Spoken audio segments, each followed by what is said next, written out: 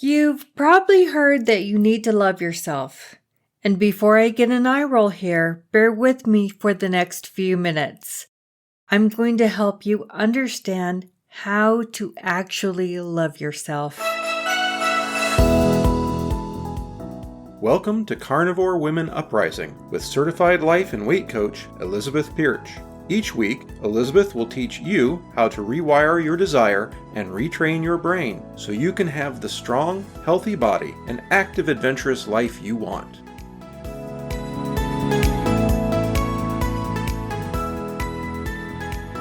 Hey there, welcome to the podcast.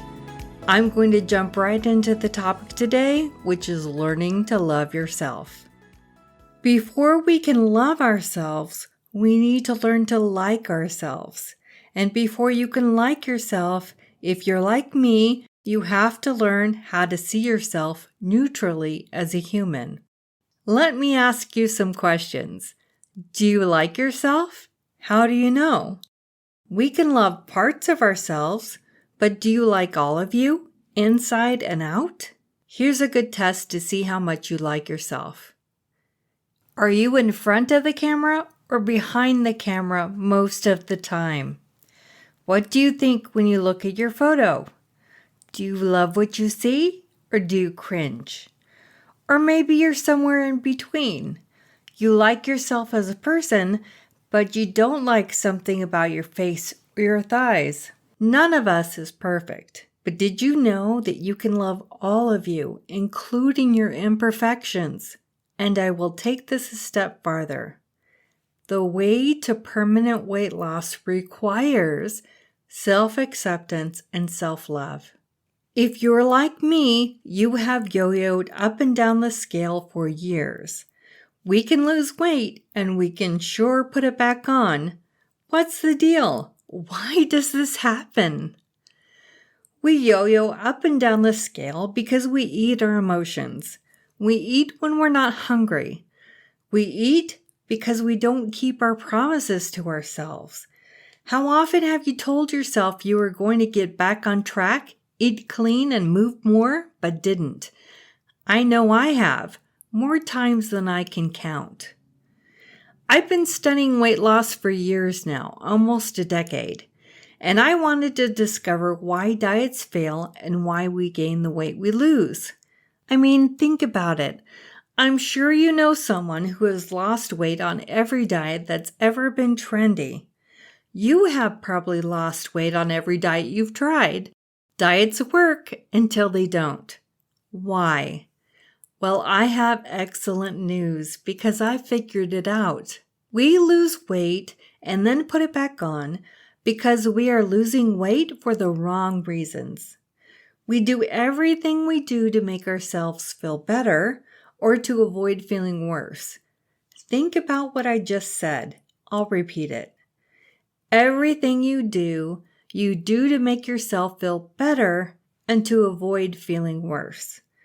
The brain has one main job, to keep us alive. It does this by 1, avoiding pain, 2, seeking pleasure, 3, preserving energy. These 3 concepts make up the motivational triad. Just remember, everything we do, we're doing it to feel better.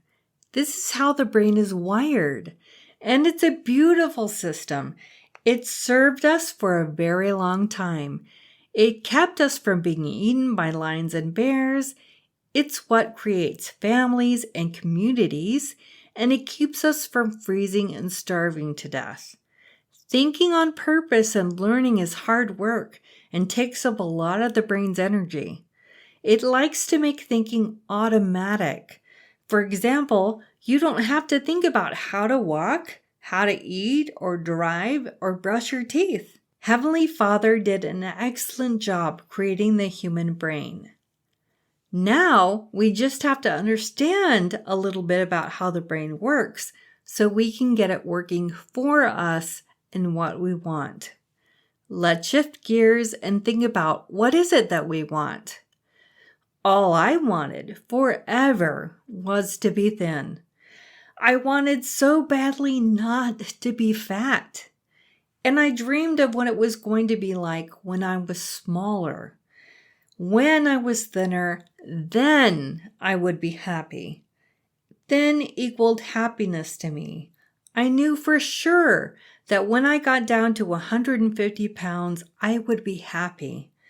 I was a realist, though. I knew I'd have life's problems, but overall, I would be happy. Here's the thing. 2 years ago, I lost almost 200 pounds. I was about 15 pounds from my goal weight, and guess what? I was not happy. I was depressed, severely depressed, clinically depressed.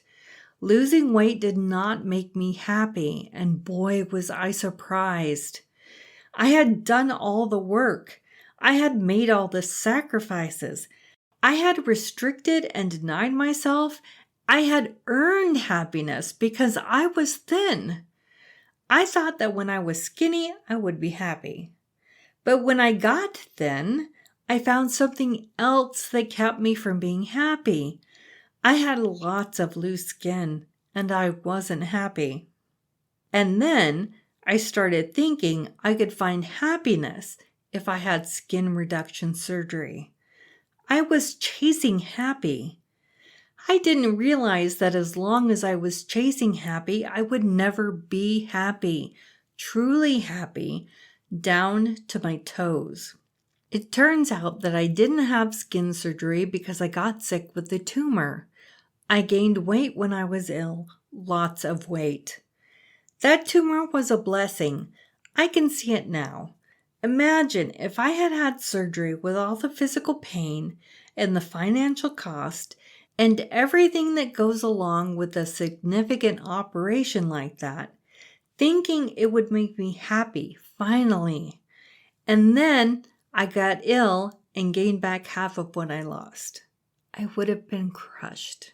I'm so glad I didn't jump right into skin surgery. I had a different path to go down.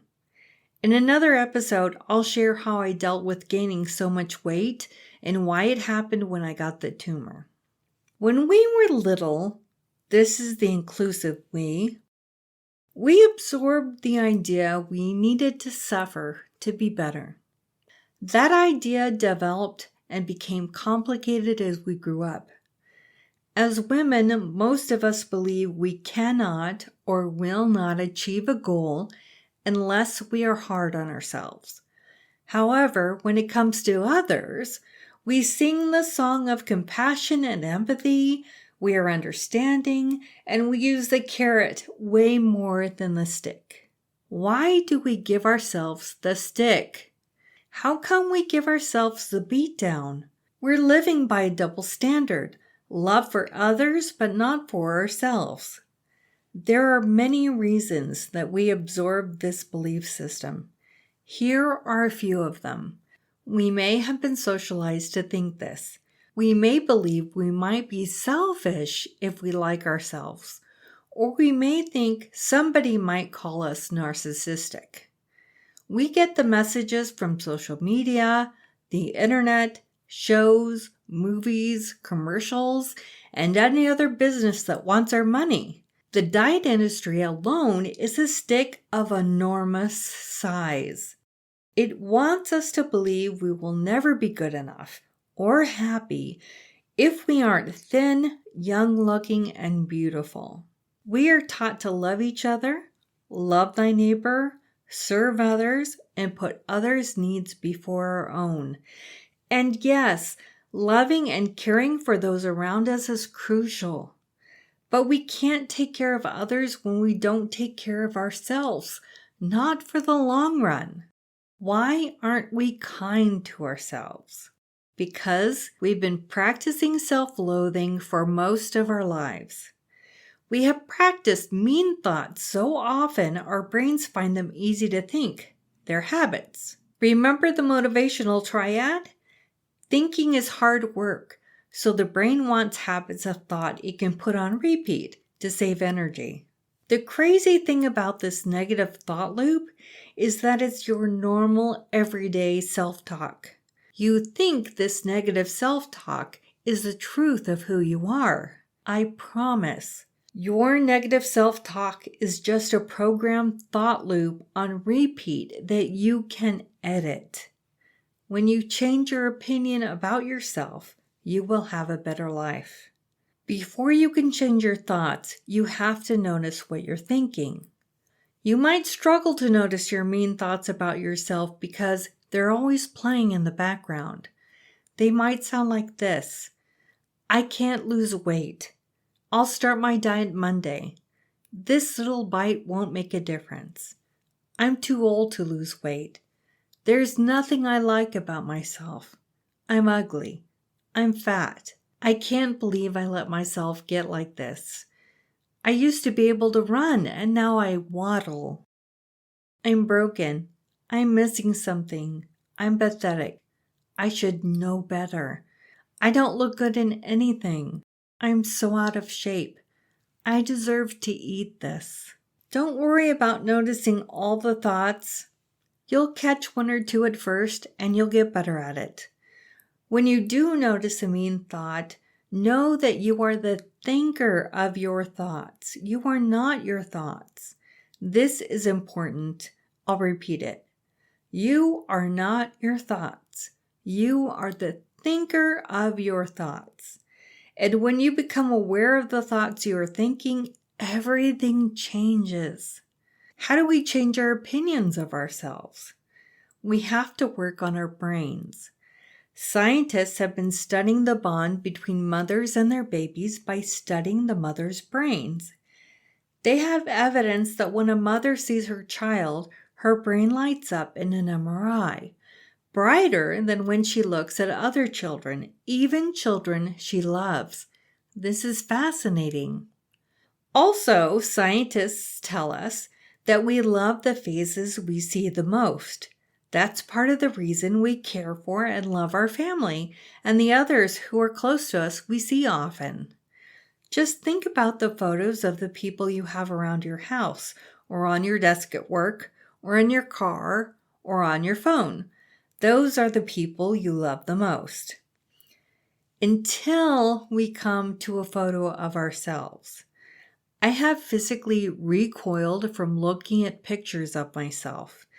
I used to hate it. The same with looking at myself in a mirror. If I had to look at myself in the mirror, it's because I had some business to take care of. Putting on makeup or putting in my contacts. I sure didn't want to look at my lumps and bumps in a full-length mirror, that was for sure. That was crazy nonsense. I didn't like what I saw there, and I didn't go there intentionally. But I have learned to like myself, and you can too. Here's what I'm suggesting. In order to start to like yourself, you have to get used to seeing yourself. Brain science tells us that when we see ourselves more often, we begin to accept ourselves and we can learn to like ourselves. But you have to get over the cringe, the knee-jerk reaction that wants you to criticize and be mean to yourself. So this is my challenge to you. I have a little experiment for the next week. I want you to put a photo of yourself on your lock home screen of your phone. We look at our phones about 80 times a day. This is a great chance to desensitize yourself to your image and get over the cringe. I want you to get a photo of you smiling. If you don't have one, please be brave and take a selfie smiling or have someone take one of you. My hope is that you will rewire your brain to start liking you. At first, you will notice your mean girl thinking. That's okay. It's all there all the time. You just haven't been very aware of it before. And if you can, try and think about what you like about yourself. You might not be able to get there right away, but it will come. You're going to be great at this. Thank you, and until next time, have a great week.